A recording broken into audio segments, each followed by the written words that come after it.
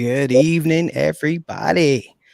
Cousin Yeah, Tony got my man here, Chris Harris, aka at Stale Gum, with us, and the other half of the Cousins Collectibles podcast, Oz, the People's Mailman. How we feeling tonight, fellas? Excellent, great, excellent, brother. great. Happy to be here, man. Let's get it. Awesome. So this is my first time engineering, so please be kind and gentle. Yeah, we'll take it easy on you. Perfect. Hey, so let's start out with some breaking news. Scott Rolen. There we go. Scott Rolen, the one, the only, actually the only, because he was the only guy that got in. Yeah. Elected into the Hall of Fame. So, Chris, how are we feeling about that? Well, I did predict 1 year ago on this very program, Scott Rolen was going to get in this year. So, okay. Old Stale Gum Stradamus does it again. That is awesome. Yeah, he was the only guy that got in. Okay. Let me share something with you guys. Sure. And while you're pulling that up, I know that I put the link up there, so feel free to guys call in. It's definitely an interactive show. So what do you have here, Chris? So this is the balloting, and it takes 75% to get in. And as you can see, Rolen with 76% just got in. Todd Helton with 72 just missed. He's probably going to get in next year. Billy Wagner at 68%, I think is a fair bet to get in. If not next year, then eventually. Andrew Jones got 58. Gary Sheffield, who's really the last of the steroid era players, along with A-Rod and Manny Ramirez. I think that's about what they got last year. Yeah, I don't see Barry. I don't see Barry Bonds up there. What's Barry Bonds? His last year of eligibility was last year. Yeah. So does that mean forever he's done, or how's that work? He's done, at least with the baseball writers. Now, the veterans committees can select them. And in fact, earlier this year, Fred McGriff was actually picked by the veterans committee. So it's McGriff and Rolen going in. Gotcha. Carlos Beltran, this was his first year on the ballot, and he got about 46%. Now, is that a good number coming out of the gate? What's considered good numbers, bad numbers? Coming out of the gate. It depends, though, because I think Helton, the first year he was on the ballot, he only got 15%. But as you can see, as years go on, right, it steadily begins to increase. Gotcha. My thing has always been with that. Larry Walker got elected, and his first year he got like less than 10%. He barely stayed on the ballot because you need 5% to stay on the ballot. And in his last year of eligibility, he got there. So, gotcha. Pete Rose Rose did not make it. No, Jeff Kent just hit outside. Yeah. A-Fraud and Man-Ram missed it. Omar Vizquel doesn't look like it. Here are two former Phillies that I think may have an outside shot. Bobby Abreu and Jimmy Rollins. I like that Jimmy Rollins. Bobby Abreu, you'll be surprised. He played on a lot of, like Rolen, a lot of really bad Phillies teams in the late 90s and early 2000s, but he put up a lot of Hall of Fame caliber statistics. The stats are there. Gotcha. Yeah, his stats are there. You don't, when you think of Bobby Abreu, you don't think about that. But like you said, but Jimmy Rollins, I think, should get the nod over Bobby. I think he's got a chance too. Torrey Hunter, he actually, I think, went down. So anyway. Yikes. And these are the other guys that were on the ballot for the first time. Some of these got one vote. Other guys didn't get any votes at all. So they are out of here. How about Jason Worth? Jason Worth. DR says in the chat, though, which is something that I was kind of I'm feeling them here. It says the Baseball Hall of Fame is an absolute joke. To go from 10% to a Hall of Famer is embarrassing. So I've always been like, you're either a Hall of Famer or you're not. Yeah. So it's like almost like you still have a lot of old school counting stats guys, right, and a lot of sabermetrics, new school sabermetric voters. Yeah. And it takes a while for some of those new school voters to look up at some of these guys and appreciate what these guys did over the course of their careers. So yeah, I don't know. It's like an eye test thing for me. It's like It either you are or you're not. The NBA MVP voting. Yeah. Yeah, perhaps. But I think Rolen's a Hall of Famer. I think Helton, Wagner, and Andrew Jones are all Hall of Famers. Yeah. Beltran, I think he's got a shot, but below that, I don't know. Yeah, the rest of those guys, I'm like, I don't know. So, but moving on with something else that broke and Harold Baines put it on his Christmas list. Something else that we ran into today, which is a little more card related, is the Babe Ruth National Treasures 101 booklet autograph, but it's not Babe Ruth. It is George Brett. So is that now worth millions or not? I think the George Brett with the Babe Ruth is. Yeah. Not vice versa. Yeah. Wow. It's a Yikes. perfect double tapered autograph. And if you get that reference. Anyway. Yeah. Anyway, I mean, this is such a high profile card that Panini pretty much has to replace it. I mean, mistakes happen. Yeah. So do they just have Babe Ruth autos just laying around? No, who doesn't? I'm just wondering. You're like, oops, my bad. Here, let me get this. I got like a stack of them over here. Yeah, we're like, yo, hold on a second. We'll fix that for you. Go take a walk around and we'll yeah. So I mean, now was that in a break, I imagine? Or with someone? I don't know. I didn't see. It was just pulled. I'm assuming. Yeah, but I mean that's disappointing. It might have been backyard breaks if I'm correct. Really? Well, you never know with those guys. Oh man. So what? I mean, wow. I don't even know where. It says here, this is among the worst sports card mistakes ever. That's pretty bad, man. Because I'm like, even when you put it together, you kind of know what a Babe Ruth autograph looks like. Yeah, I would say the quality control was not up to par on this one. Probably not. But again, I'm sure Panini will replace this with a real Babe Ruth cut. You know, one could hope it's either that or profile of a card. Yeah. Wow, either like that John or some said, sparkles. this is the chase card. How the heck does this happen? Like, you know, you got one job. You know, whoever was in charge of this card, you got one job to do. I mean, if you think about it, for a product like National Treasures, there are just so many relics and autographs and cut signatures that you're gonna make a mistake. So I'm willing to give. Panini. So now, is this like the ultimate error card? Like the guy's saying, you know, everybody's going to be chasing the George Brett looking for the Babe. Like if that is the case, would that be then the ultimate error card of all error cards? Like, yeah, that is. I don't know. I mean, that's a toughie. I know. It's like, dude, that's a saying, if you're saying this is the worst mistake ever, then wouldn't it be, you know, the best error card of all time? But do you want to keep it as an error thow? I don't know. I don't know if it would be. I'd rather have the Babe Notorious Ruth cut than a George Brett cut. Yeah, I think it's going to take a life of its own. So who knows?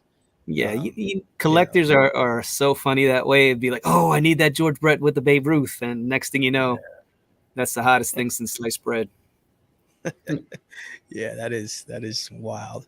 But hey, let's move on to something a little more near and dear to our hearts, and NFL playoffs.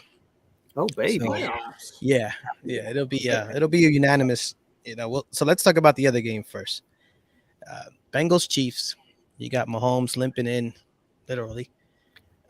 So that's going to be interesting to see. I know that I didn't get to see that. I was at the Eagles game, so I didn't see any of the Chiefs, but I saw that he was a little upset. He wanted to get back in the game, and I guess Andy didn't let him in at first, but eventually he did.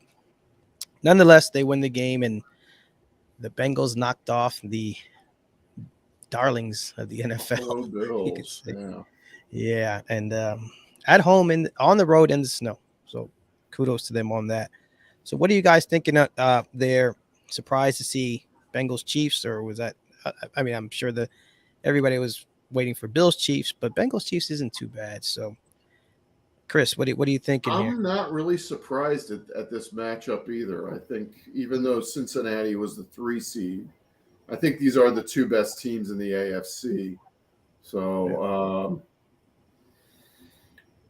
I think depending on I think Mahomes is going to play. I mean, he has a high ankle sprain.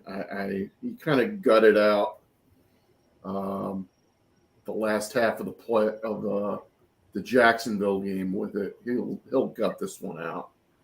I think Andy Reid going to a Super Bowl.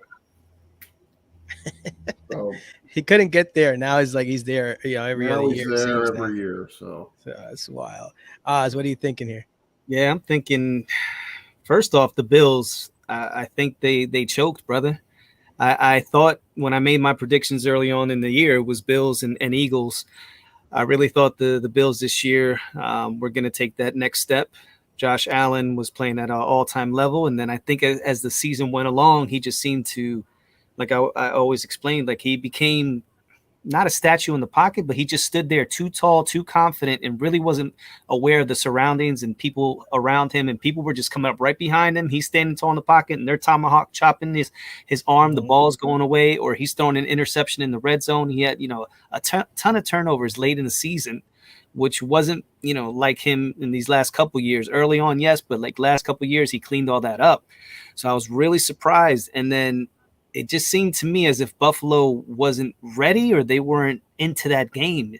It was so weird. It was snowing. You would think they're in Buffalo. They had the advantage. And Cincinnati looked like the better team, and they looked like prepared, and Joe Mixon was killing them. And, and it was just dump off. And it was just all day long. And, they were killing them with the long drives. And I was just like, man, Buffalo's just and you're waiting for Buffalo to pick it up, and it just never happened. I was just like, wow, okay. And again, here's Joe Burrow. After everybody had counted him out, Joe would be back in the game. And then, of course, you got on the other side, you're talking about Patrick Mahomes. I'm a little nervous for him, man. He was hopping around. He could barely put on any weight on that foot, even to just go ahead and turn to hand the ball off. He's just it looked bad. And I mean, when the injury happened, I thought he was done. So he gutted it out, but usually what ends up happening with those high ankle sprains a week later, those things, you can tape it up and do whatever the hell you want, but you can't put any pressure on that. You're not going to be able to operate at the level that Patrick Mahomes is used to. So I'm almost to the point where I'm like, yeah, it's Patrick Mahomes, but Andy Reid and that coaching staff and the doctors, they really need to look at it and say, is it worth putting Patrick out there? Is a 60% Patrick Mahomes better than 100%, Chad Henne? I don't know, because, apples to apples, when he's healthy, obviously he has escapability. He has incredible throws. He's the MVP of the league. But you take away that escapability and he has to stay in the pocket and he can't get away from the Cincinnati rush. What do you have then? At least with Chad Henne, you can have some, mobility. So I don't know. That's a question. Again, we think he's going to get out there and he's going to, Willis Reed style and hopefully lead the team to the Super Bowl. Where he'll have a week in between to go ahead and rest it up. But still, high ankle sprains take anywhere from 4 to 6, sometimes 8 weeks to heal. So that's a rough one. Yeah. So we'll see. I mean, maybe Andy's going to have to commit to the run a little bit more, and he has for the most part in Kansas City. So it's we'll see how it goes. Next game up, we'll try and be as objective as we can. We're totally unbiased here. Totally. What reason? Yeah, and the card hobbyist says, as a Dolphin fan, there's a lot of things better than 100% Chad Hey. Henne. So, Chad but we'll Henne see what happens. represent. Yeah, Chad Henne's a From our local area. boy to our area. Yeah, But, why miss in Pennsylvania? absolutely. Hop, skip, But, and a jump from where we live. yeah. Oz, what are you thinking here with the Niners and the Eagles? Route. And that's not a homer opinion. No, honestly, it's going to be a great game. This is going to be the real, like I said, that Brock Purdy was going to face his biggest challenge with the Cowboys, and he did so far in his early playing career. That was his biggest challenge, but I really didn't believe in the Cowboys either. I think coming to the Link, hostile crowd, hostile environment. It's probably going to be, cold. First time that, he's really, I believe out of the 7 or 8 games that he's played, he's only played 2 games away from home. The rest have been home games. So pretty much he's been in the comfort of home the entire time playing against inferior competition. And then he had the home game against, Dallas. So he's going to come into enemy territory. It's going to be loud. It's going to be cold. It's going to be raucous. I don't think Brock Purdy is going to be ready to step up to that challenge. And I think our defense, the way it is, the pressure that we can get on the quarterback without having to blitz, if we can lock up, obviously the big key is, in the middle, George Kittle, and it's the Brandon Ayuk, and it's what's the other dude? The other receiver. Yeah, Deebo Samuel, obviously, who's the best of them all. But those 3 guys, and then you got Christian McCaffrey, who I believe is nursing a calf injury. So that could help us out a little bit. But they have Mitchell, out there to help as well. So, they're a great team. They have the best defense in the league. But I think it's something, again, they built that best defense on a lot of mediocre, playing against a lot of mediocre teams. So this to me, it's going to be, Titan versus Titan. But I believe we emerge as the real Titan and are going to be in the Super Bowl. Gotcha. Mark it down. Gotcha. Yeah, Kevin says, don't underestimate Kyle Shanahan. I'll give him that. Kyle Shanahan is a very good coach and seems to put his players in position to do the right things. But, Chris, what are you thinking here? So here's something that I don't think people realize. San Francisco 49ers have won 12 in a row coming into this game, right? All of those games have been played in the Pacific time zone. Mm-hmm. They have not played a game outside the Pacific time zone in 3 months. Wow. And now you got to come cross country in January in Philadelphia. January in Philadelphia. I think Brock Purdy's going to learn. This ain't the Big 12. This ain't Morgantown. This ain't Lubbock. This ain't Lawrence, Kansas. It's South Philly in January. So, and let's not, yes, the 49ers have a great defense. Eagles have a pretty damn good one, too. So let's not discount that. Yeah, it's not too bad. As far as the offense goes, how do you stop the Eagles? How do you stop this team? Even if you have a great defense, how are you going to stop this team? They just hung 38 on a pretty decent Giants team. Yeah. I heard the Giants were going to shock the world. Yeah, that's what I heard too. But with all that said, I was there because me and my dad were Eagles, had season tickets at the time. Nice. I was there for the last game at the Vet against Tampa Bay. Oh. I was there the following year when they put up 3 points against Carolina in the championship game. Mm-hmm. I'm used to the Eagles getting to this point and then crapping the bed. So Nothing surprises me. We should win. Yeah, there's Devontae Smith. 2.5 point favorites, which I think is kind of a little disrespectful. I think so too. It should be at least a 3. Yeah, I think that might get bet up during the week. But my prediction is Eagles 223, San Francisco nothing. We're gonna break the Georgia Tech Cumberland record from 100 years ago. My prediction is down, let's play block. Sounds good. Sounds good. Kevin says he's rooting for the Niners and the Bengals for the third time. So those are pretty good. But we'll see. He's some real players up in there. Absolutely. So moving on. Let's talk about an upcoming release. One of Chris's favorite releases. Talking about 2023. 2023. How much time do we have Topps. Yeah. Series 40 1. minutes. Yeah. So talk to me here, brother. All right. So before Fanatics took over, the way Topps operates, from what I understood it, is that it takes them about a year to fully develop a product.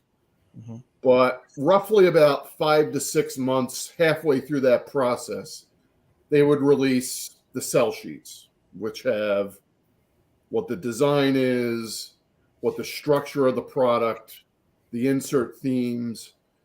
We did not get that. We got this card that you see on your screen, this Adley Rutschman card, mm-hmm. which, by the way, is not going to be his true rookie card. His true rookie card was in 2021 Bowman's Best, but that's beside the point. So when December came along and we didn't hear anything about Series 1 baseball, some of us may have, and maybe this was a little wishful thinking, that the new ownership of Topps was going to maybe give Flagship the kind of overhaul that I think a lot of collectors have been begging for. But alas, last week we finally got the sell sheets out, and it's meet the new boss, same as the old boss. Meet the new Topps, same as the old Topps. It's another special from Lorashki, Fullerton and Company. 330 cards, a boatload of loaded parallels, a boatload of inserts that mean nothing, a boatload of reprints, the same old, same old. So you don't like No, sir. I feel like, you remember Ren and Stimpy? The horse? Yeah. The horse. Yeah. No, sir. I don't like it. I've been saying this for about a decade now. So, and look, they don't have to listen to us. They don't listen to me. They're just going to keep on doing what they're doing. But now, I mean, with all the a lot of us did get our hopes up high that new management would bring some change here. So, gotcha. No. What are Yeah? What are the hits the in thing. this? What are the hits in this? So again, well, let me share you what Ryan Cracknell at Beckett wrote about it.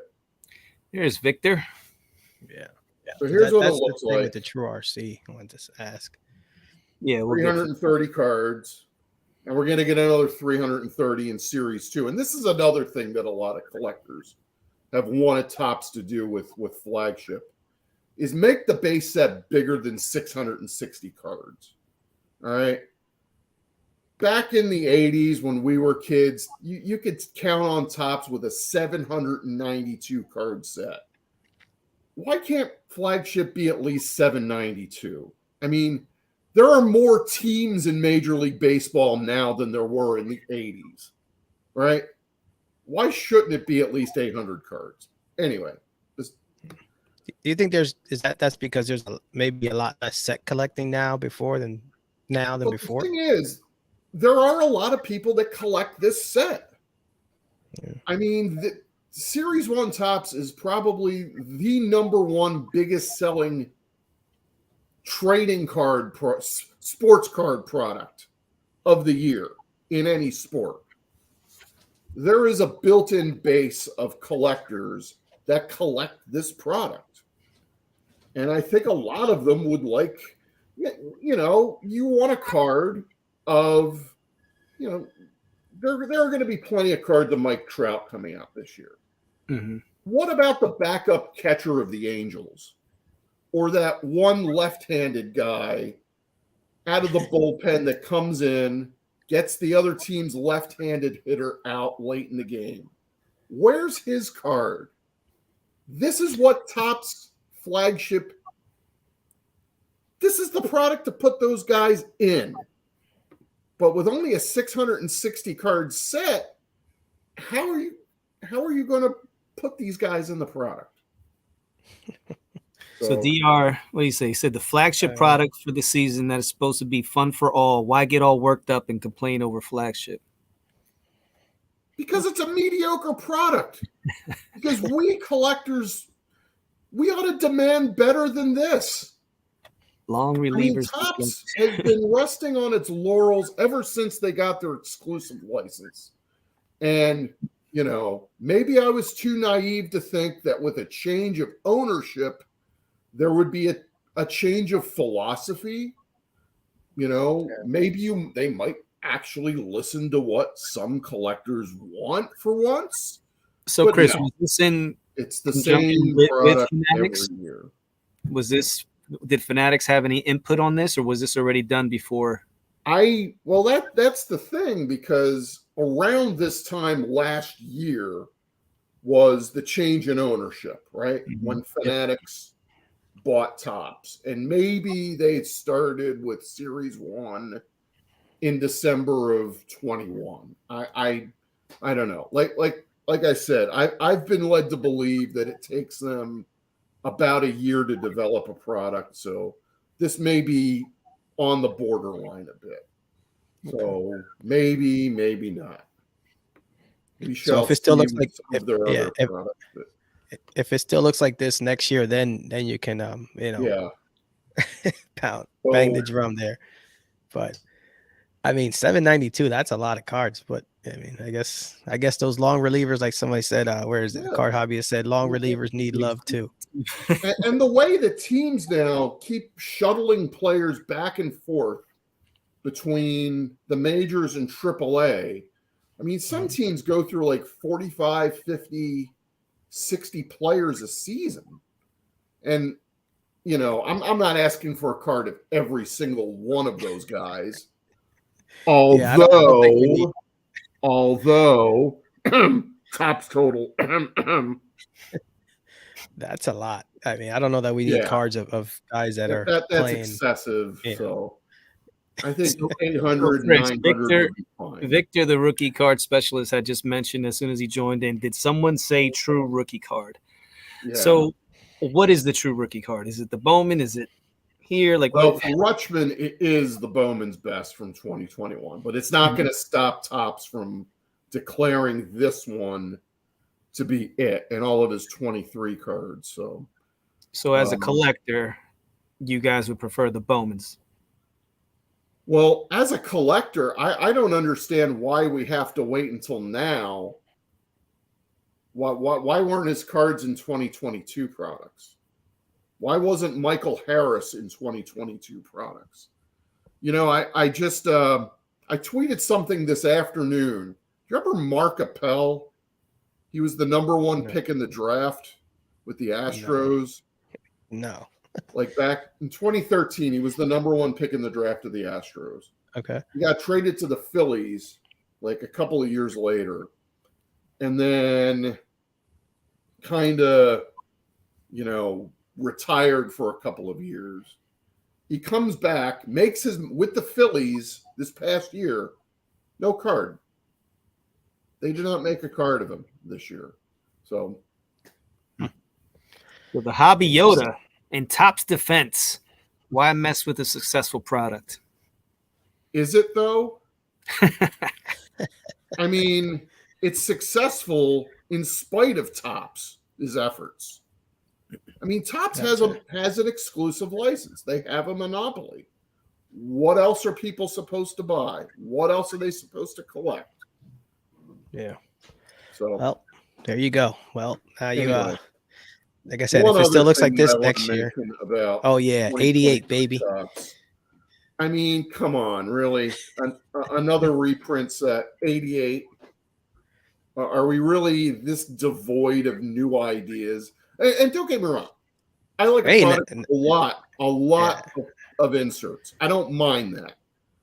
I don't mind.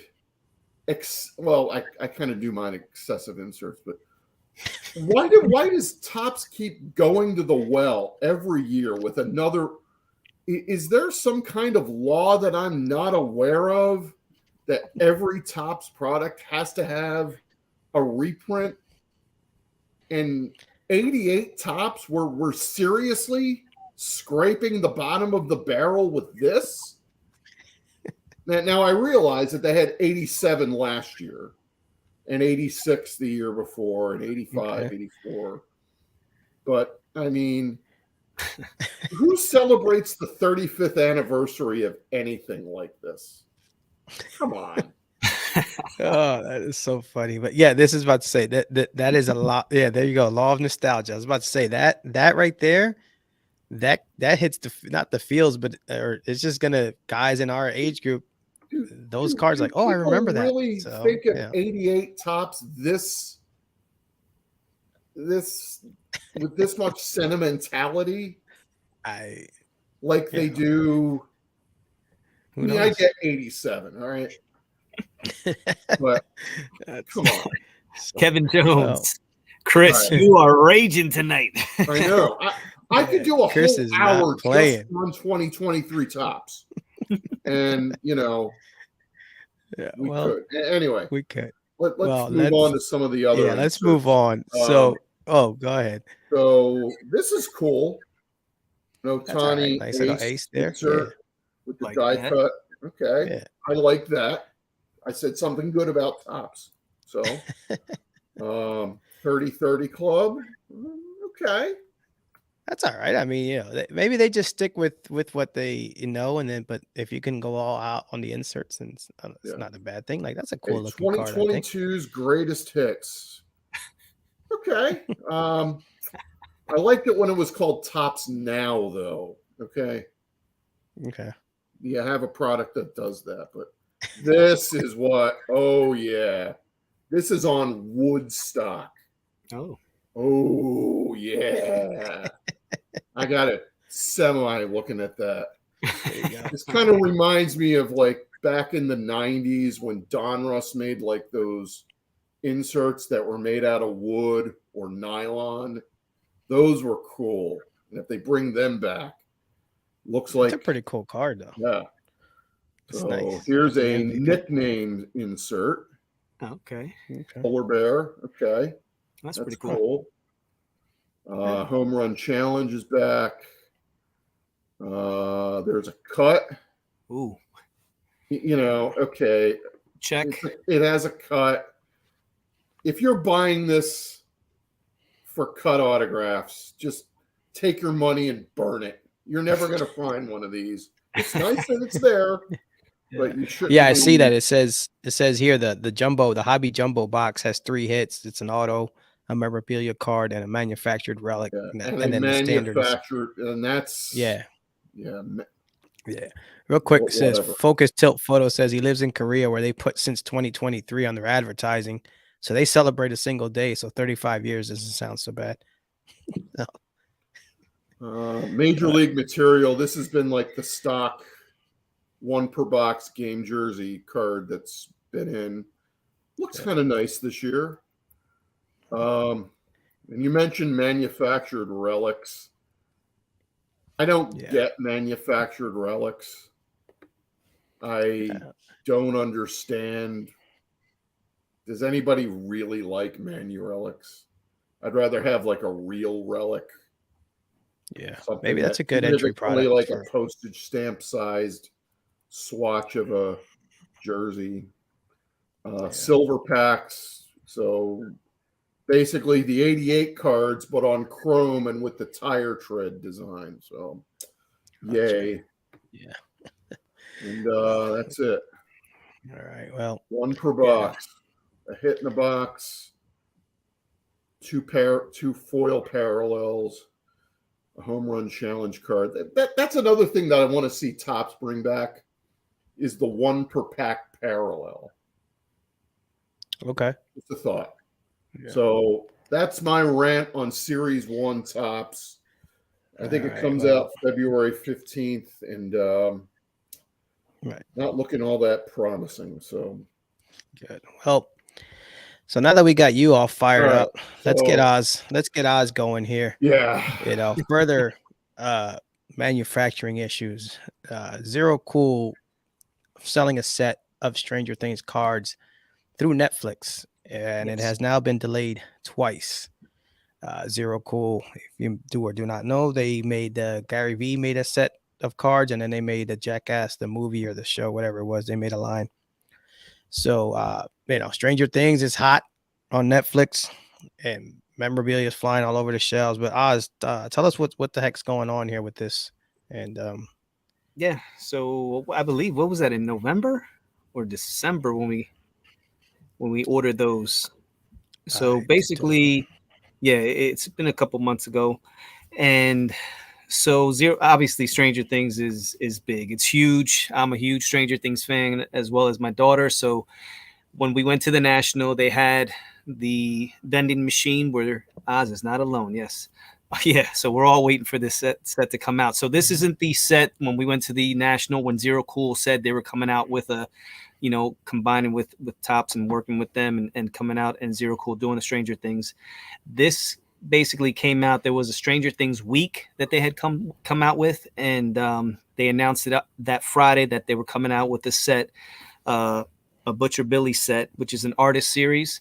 So I believe it has a 18 card set. It's similar to the promo set that had come out at the National, and then they're going to have these as lenticulars as well. They're going to have inserts and parallels. They're going to have the Butcher Billy artist series cards. So it's a pretty cool set. And, it's a warm up. It's a primer for the set that's actually going to come out, which I think is going to be, pretty awesome down the line. So we had ordered this, like I said, a couple months ago. So like he said, there's already been 2 delays. Basically, they emailed me saying, we're emailing you regarding your order. We sincerely apologize for the extended delay regarding the shipment. We recently informed that there was an issue with the supplier regarding the products, so they have been unable to ship. We're estimating that your order will ship within the next 3 weeks. So this was like 3 weeks ago. Just got another one. They pushed it back again. So who knows what's going on? I don't know if it's Zerocool. I'm assuming that's a supplier. Your set is in the upside down. Yes, it is. Yeah, I gotta Netflix essentially, throwing Zerocool under the bus there, saying it's not us, it's them. Yeah. So yeah, which what it sounds like. So it looks like Zerocool is not getting off to a good start as far as even providing. So I'm assuming this is the primer set. This is the warm up set. So I can only assume what's going to happen once the real set comes out. So not a Zerocool fan. Yeah, I mean, how can you be if really what they came out with was nothing great with the Gary Vee and the Jackass, and now something that they have a chance to go ahead and put their stamp on it. Now you're hearing, you're seeing all the delays. So I really don't know what's going on. I mean, I'm dying to get this thing. We've seen product delays really all throughout 2022. Yeah. Finest was released. Finest baseball was released this week, and it's normally comes out in the summer. Yeah. Just to give you an idea. And there's still some more 2022 baseball products coming out even into February. Yeah. Is this really a case of Zerocool supplier being just backed up? Could be. So not exactly. I don't know if that. I'm assuming. Let me see. Kevin says that they botched the Jackass rollout too. So I think, like you said, Chris, I mean, delays have been part of the game here, but I believe collectors are getting tired of it now. So it's like, get us our stuff. Was really, really pumping this set hard at the National. Yeah, really hard. And here we are now. What? It's January. 5 months later, and it's still not out. Yeah. So Josh Luber is a disaster. So what is the status of Josh Luber? We've been trying to figure it out. We've seen rumors abound. I don't know if he's still there, not there. Are you guys familiar or know anything with what the status of Josh Luber? I know nothing. Yeah. Either way, the point is that it's being delayed. Yeah, he might be in the upside down. Either way, this is a product that is it's hot right now. Stranger Things is hot. The next season doesn't come out for a while, so fans of the show are thirsting for something. Yeah. Get this stuff out there, and I think you can still go on. Last time we checked, you could still go on and order the stuff. But yeah, Kevin says he's still running Zerocool. So, Josh, if you're listening, let's get it done here, brother. Yeah, Because you got cousin Oz and a lot of Stranger Things fans out there that, and I know a couple people. We were speaking to one collector who basically just got his refund back, and he's a bigger Stranger Things fan than I am. And he was like, you know what, I put in for like 10 boxes he had put in for, and he ended up just saying, give me my money back, and he'll get it when obviously it comes out. So yeah, well, let's just hope that we get it before 2024. So let's move on to the next topic, which is something that we wanted to talk about. So we just got another marketplace hit the collecting airwaves. Ken Golden launched the Golden Marketplace. So now we're up to, I don't know, a plethora, right, Oz, as we like to say, yes, that will be. of marketplaces. Is this good? Is this bad? How many do we need? Chris, what are you thinking here? I mean, for I think most collectors, I don't know if there's any reason why you would go to Golden's marketplace, because it kind of appeals to the, for lack of a better word, demographic that would patronize Golden auctions anyway. I don't think you're going to find, those last commons you need to dust off like a 98 Ultra baseball set or something like that. Hey, it's his money. He's the one that lives on the golf course, not us. So. Yeah. Absolutely, Carter. It is. Yeah. Plethora always brings on the three amigos. Yes. Yeah. Oz, before I kick it to you, we discussed that. But I don't think that, like you said, I don't think they're going to be selling 99-cent cards in there, stuff like that. But could there be deals to be had? I don't know. Oz, what are you thinking here? Well, they said the cards are going to be starting at $5 on up.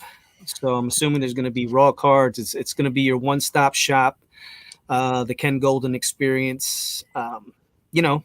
Listen, for the newer collector, for the people that they're looking to go ahead, you can go ahead and you can buy the raw card. You can then go ahead and get it slabbed. You can vault it there, and you can sell from there. So, I mean, there's other places that do that as well. It's not, it's not rocket science. They're not reinventing the wheel. But with Ken Golden and PSA combining superpowers and basically almost forming a monopoly, in that aspect, it's a pretty powerful duo. Now, what I think for a lot of us who have been in, for a little bit, and especially the guys that have been here 15, 20, 30 years, they're probably like, whatever, they're kind of stuck in their ways. But again, it adds another marketplace. It adds another place that you can go along with the PWCCs and, the eBays and the Probsteins and the alts and the wherever you want to go, just more cards that you can go ahead and possibly get a deal, because you can't be at all places all at once. So somewhere, somehow, there's going to be cards that are falling through the cracks. So the market has dipped as it is. So prices are way lower than what they were a year ago. So now you have all these, markets that you can choose from. You're bound to get deals if you're willing to put in the time and effort to look. Yeah, that's the thing. So where do you start? Go ahead, Chris. Over the last 20 to 25 years, there have been startup companies come and startup companies go, all trying to replicate the model that basically trying to compete with eBay. I mean, even Amazon tried to compete with eBay on sports collectibles, and that didn't exactly work out. And that's because of something that in economics we call network effects. The reason why eBay is so successful is because everyone else is on eBay. The reason why Twitter is so successful, even after everybody threaten to leave and go to Mastodon is because not everybody's on Mastodon. They're all on Twitter. And that's why Twitter is so successful and will remain successful. I've seen ePeer, Naxcom. I think Beckett still has a marketplace that's there. Amazon, like I said, about 10 years ago, tried. But eBay is still the main marketplace for sports cards. And the reason for that is because everybody else sells their stuff there. Now, if Golden, through his network and his customer base, if he can replicate that, then good for him. Like I said, he's the one with the house on the golf course, and we're just a bunch of jabronis on a podcast talking about it. But if you come at the king, you best not miss, right? There you go. Yeah, for sure. What Collector's Dream says, before I get to the other, there's some good deals out there if you look. I mean, you really got to dig. There's yet another marketplace to look at. So, I mean, if you're willing to put in the time and effort, I'm sure you're going to find something. But DR asked you guys, do you plan on buying more or selling more cards in 2023? Oz? I plan on buying more. I'm not a huge seller to begin with. So I'm more of a hoarder of my materials. So whether they're toys and cards or whatever it is I'm collecting. So I'm not that big of a seller. So with the deals that are out there, with all these alternative markets and places to go, why the hell not? The market's down. You can make a killing on some of these things that just a year ago were just crazily priced that you never thought in a million years you'd be able to get them. And now you have a chance. So yeah, I'll be definitely buying. Fair enough. Yeah, Chris? Dealers aren't asking for February 2021 prices anymore. Right. So, yeah. Yeah. I'm definitely 2023 is going to be a buying year for me, as it always is. John's doing both because he's a beast. Yeah. Yeah, John's doing both. Yeah, for me, I'll be probably acquiring more. That's the one thing when we started talking about. I don't sell cards. I got to figure out how to make I always say I got to figure out how to make the hobby pay for the hobby. But for now, it's been, it's mostly stuff coming in and not much going out. So I expect to continue. I expect that to continue. So, but yeah, Rob says everybody can make money in this market. Who cares what Golden does? So, that's the key. But you have two powerhouses like that. Like I said, you have Golden and then you have PSA combining. Mm-hmm. They're going to make some noise. It's not that they're just going to get together and whatever happens. They're going to go all out just as the same way that they go all out on, with Golden auctions and their every sale that they have, every auction they're going, you have Ken out there promoting that particular item. So I'm assuming there's going to be a huge advertisement blitz when it comes to this and exactly what, how it's going to benefit the collector and with, fanatics and, all these guys are getting into rooms and boardrooms and they're trying to figure out a way, how can we make, the most money out of these next couple of years with the fanatics doing what they did, the takeover. So we're going to see, there's going to be a lot of changes and a lot of people hopping into the game, and eBay's always going to be there. We know that it's the easiest. Like Tony said, it's going to take a lot for another marketplace to surpass that, but you never know. We'll see. Yeah. Fair enough. So before we get out of here, speaking of, Chris is at Stale Gum on Twitter. We I ran across something here on eBay that is rather unique. Oh yeah. So right now you can get some expired gum. Don't eat it. But it's at $250. Vintage year. Unchewed. Yeah, unchewed. Ziggy, what's happening, brother? Yeah, it's unchewed. It's $250 starting bid or best offer. So, Chris, you're an expert in stale gum. How much are you willing to pay for this here?